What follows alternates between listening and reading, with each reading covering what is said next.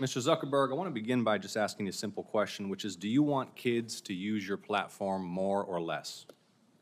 Well, we don't want people under the age of 13 using. Do you want teenagers 13 and up to use your platform more or less?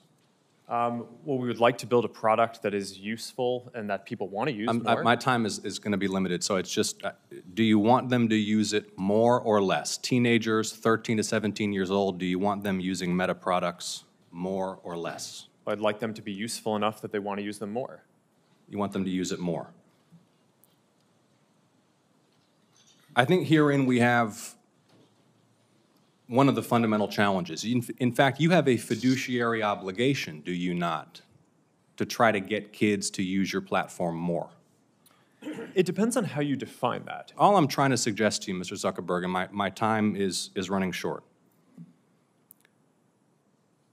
is that in order for you to succeed, you and your colleagues here, we have to acknowledge these basic truths. We have to be able to come before the American people, the American public, the people in my state of Georgia, and acknowledge the internet is dangerous, including your platforms. There are predators lurking. There are drugs being sold. There are harms to mental health that are taking a huge toll on kids' quality of life.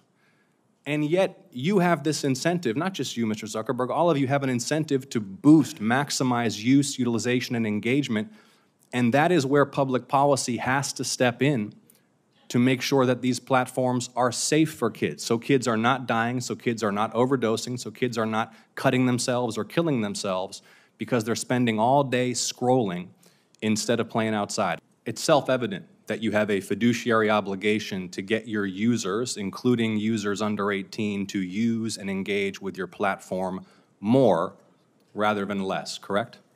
Over the long term, but in the near term, we often take a lot of steps, including we made a change to show less videos that on the platform that reduced amount of time by more than 50 million hours. Okay, but if your shareholders ask you, Mark, I wouldn't, Mr. Zuckerberg here, but your shareholders might be on a first-name basis with you. Mark, are you trying to get kids to use Meta products more or less?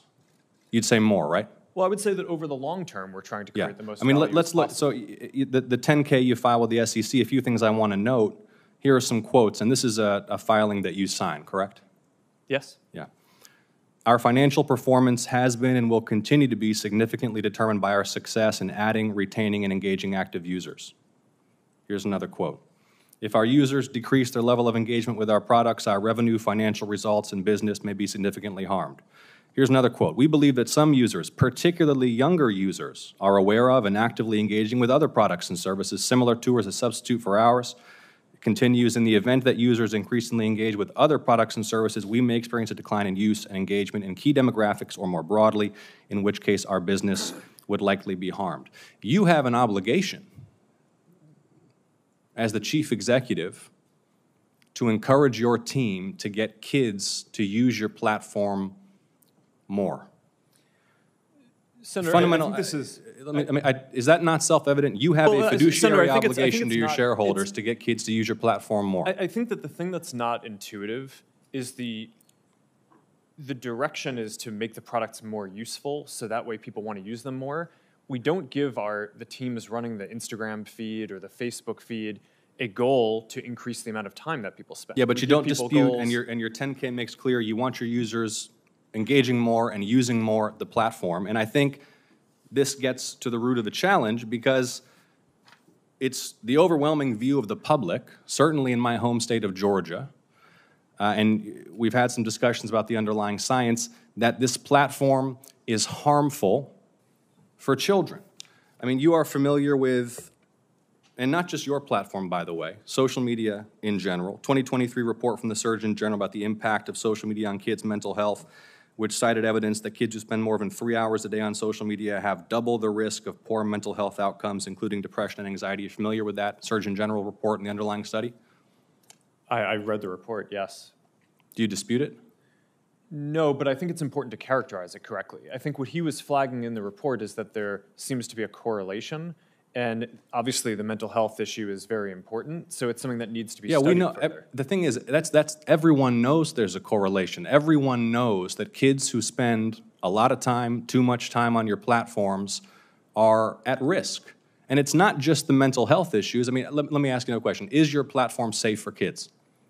I believe it is, but there's an important difference between correlation and causation.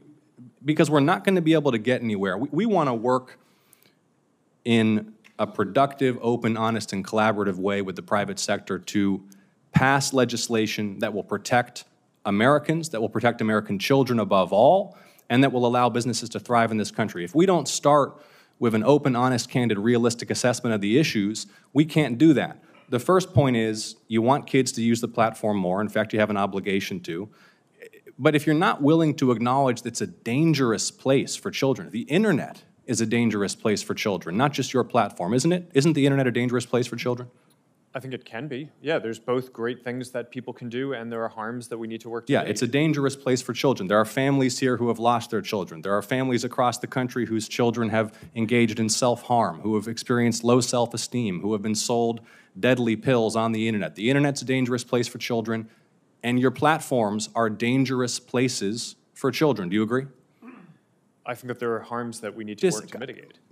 Okay. I mean, I'm not going to, I think overall... Why not? Why not? Why not just acknowledge it? Why do we have to do the very careful code? I disagree with the characterization Which character, that you have. that the internet's a dangerous place for children?